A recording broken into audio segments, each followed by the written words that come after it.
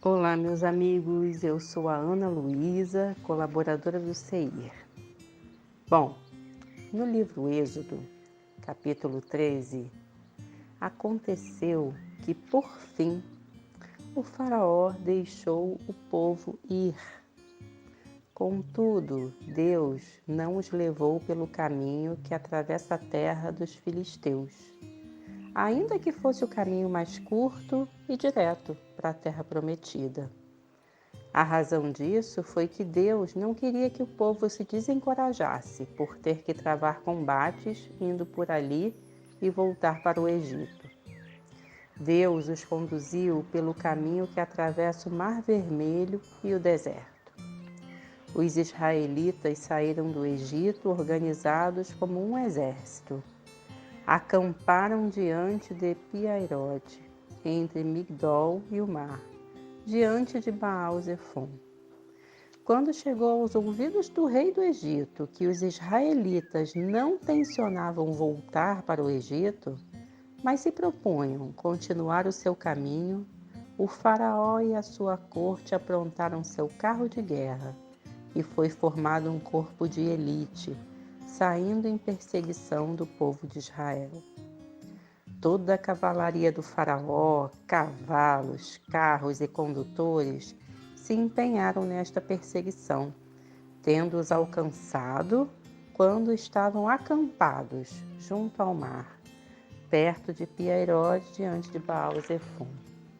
Aproximando-se o exército egípcio, o povo de Israel viu-os à distância, correndo na direção deles, e ficaram terrivelmente atemorizados, começando a gritar ao Senhor por ajuda. Proferiram a Moisés questionamentos como: que necessidade havia de nos trazer para aqui, para acabarmos por morrer nesse deserto? Para que é que nos tiraste de lá? Nós sempre te dissemos que nos deixasses em paz e que era muito melhor sermos escravos no Egito do que vir a morrer neste deserto. Então Moisés diz ao povo: não estejam assim receosos, tenham calma, estejam em paz e hão de ver a forma maravilhosa como o Senhor vos vai salvar hoje. E então o Senhor falou a Moisés: não precisas continuar a clamar por mim. Diz ao povo que avance, que marche. Eu fico toda arrepiada nesse trecho. Moisés estendeu a sua vara sobre o mar e o Senhor abriu um caminho através das águas, que formaram uma parede de um lado e do outro da passagem. Assim, o povo de Israel pôde passar por ali como se fosse terra enxuta.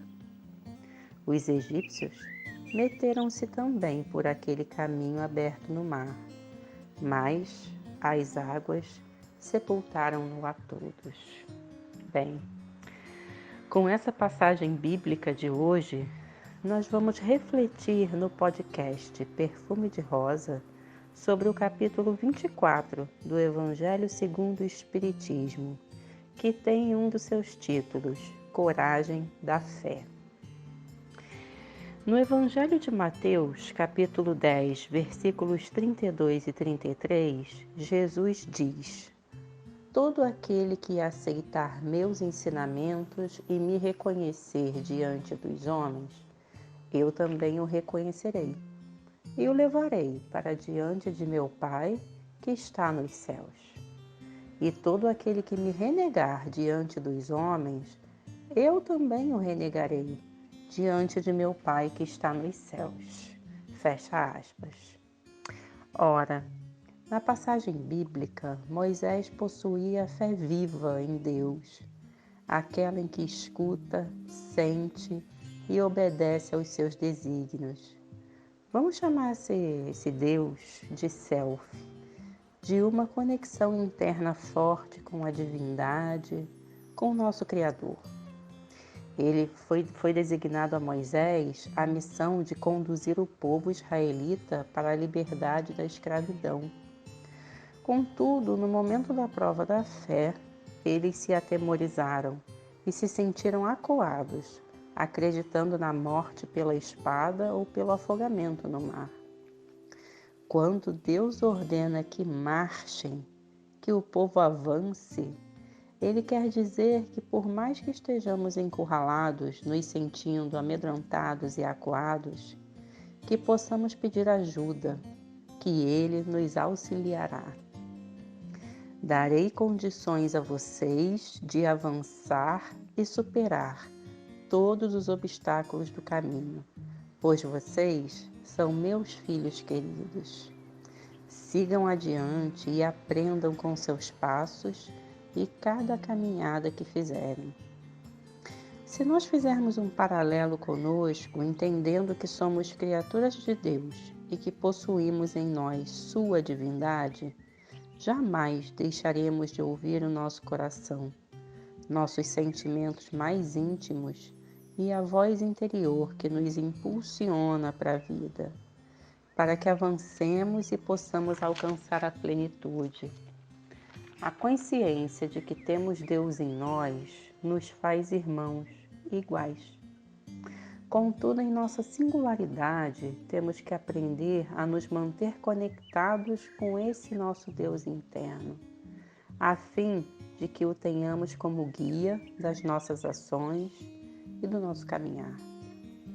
Aquele que é fiel a Deus, realizando e aperfeiçoando sua tomada de consciência de si mesmo, traz esse despertar para a vida e o seu pleno sentido. Que possamos aprender a nos conectar com o Criador que existe em nós mesmos, que tenhamos a certeza de seu amparo e possamos pedir por seu auxílio através da oração. Que tenhamos olhos para ver, mediante todo esse arcabouço de atitudes, a cada dia, as bênçãos e proteção que Deus realiza em nossas vidas. Que possamos avançar no mar da vida e prosseguir a marcha, pois Deus está conosco. Que esse delicioso perfume de rosa chegue até você neste momento. Muita paz e luz.